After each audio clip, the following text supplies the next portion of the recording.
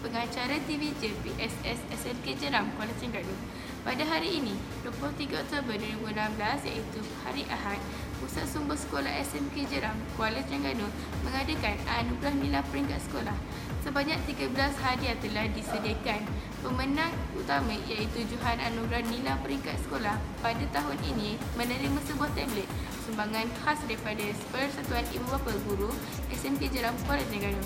Pihak Pusat Sumber Sekolah SMK Jeram, Kuala Terengganu mengucapkan jutaan terima kasih atas sumbangan tersebut. Di samping itu, beberapa kategori hadiah telah diberikan iaitu pengawas pusat sumber terbaik, pengawas nilai terbaik dan peminjam serta pembaca terbanyak.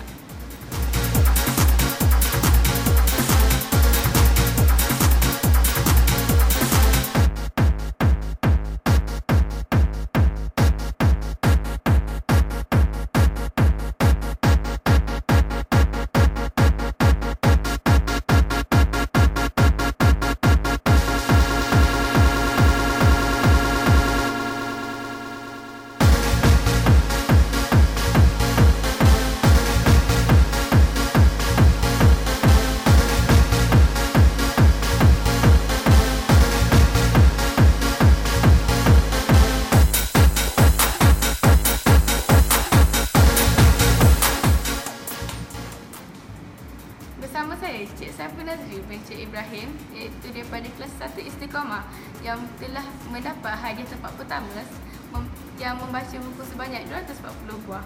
Apakah perasaan adik pada hari ini? Saya pertama kali mengucapkan terima kasih kepada Pusat Sumber Sekolah Menengah Kemasaan Jeram, Kuala Terengganu kerana telah memilih saya sebagai penerima anugerah nilai pada tahun ini. Terima kasih juga kepada PIBG Sekolah Jeram, Kuala Terengganu atas sumbangan hadiah tablet ini.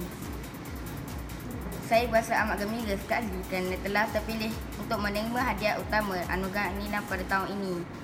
Rahsia kejayaan saya sebenarnya adalah saya memang suka membaca buku dan meminjam buku pada setiap hari, dan setiap bacaan itu saya tulis dalam buku rekod program nilai. Bila sudah penuh, saya beli lagi buku-buku rekod ganjaran nilai itu. InsyaAllah saya akan gunakan tablet yang saya menang ini untuk perkara yang berfaedah.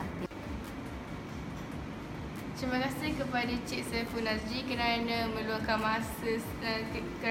sedikit masa. Sekian daripada saya, Nurwidiana Sabitin Mafauzi, pengacara PSS SMK Jeram, Kuala Terengganu.